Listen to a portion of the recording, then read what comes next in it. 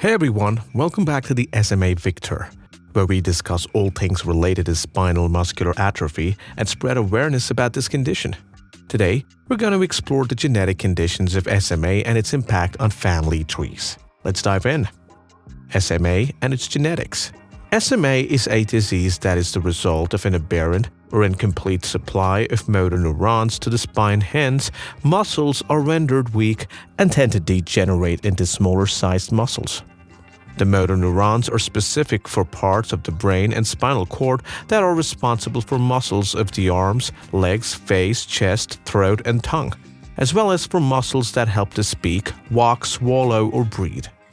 SMA itself is the cause of these problems, and the training worsens these in the chest, upper thighs, and arms, not on the hands and feet muscles.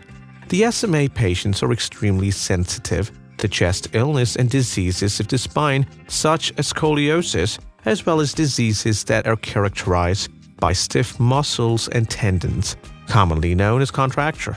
However, to be more precise, how exactly is SMA genetically transmitted?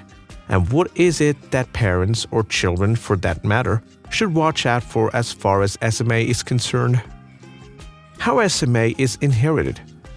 SMA is inherited in an autosomal recessive fashion, meaning that in order to be affected, an individual has to inherit two copies of the mutated gene, namely the mutated copies of the gene from both parents.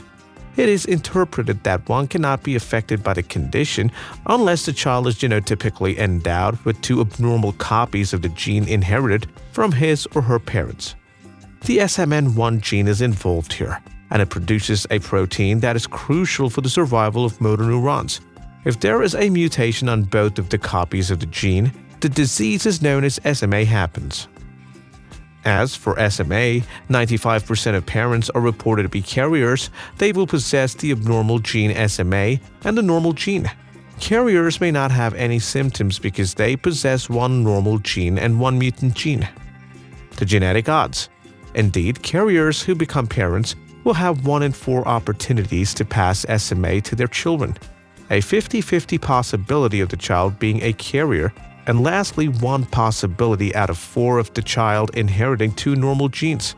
Such odds are required in family planning as they become very relevant should one take time to realize the struggles that the offspring is going through. Probability calculation in the genes is essential in determining the likelihood of hereditary diseases. Impact on family trees.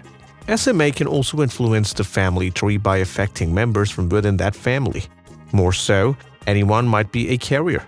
SMA is a genetic disease, which means that affected families should seek genetic counseling to improve the knowledge of their gene traits and the probabilities of contraction by future generations.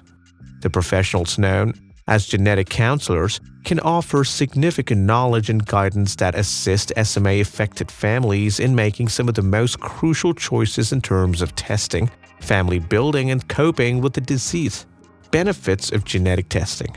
Genetic testing is useful in carrier testing and diagnosing SMA in affected individuals. It can be done using blood tests or taking samples from saliva, among others. Prezygotic diagnosis is also carried out to ensure that in SMA, where a known deletion in the SMN1 gene exists, the prospective carrier goes through pre-implantation genetic diagnosis. This is why early diagnosis is very important. It enables one to get to the early intervention stage, which is effective in SMA management. Nevertheless, identification of carrier status can also have its utility in terms of family planning and the possibility of IVF with pre-implantation genetic diagnosis. Hence, patients and parents with SMA must comprehend all the sides of the disease and its impacts on family lines. Genetic counseling and testing are informative tools that help families understand the risks and opportunities living with SMA in the family. SMA is one of the life-limiting diseases, yet it can unite and strengthen families. People must turn to communities, virtual or otherwise, to share stories and seek guidance and assistance. This should mean paying more attention to each family member's possibilities or the process the family is facing. To our viewers, thank you for joining us today to discuss SMA and how its development affects pedigree trees. Thus, the increase in knowledge about SMA will not only help the family struggling with this disease, but also spread the awareness. If you found this video helpful, please give it a thumbs up, share it with your friends and family, and don't forget to subscribe for more content on SMA awareness. Be sure to check the links within the description too. See you in the next video.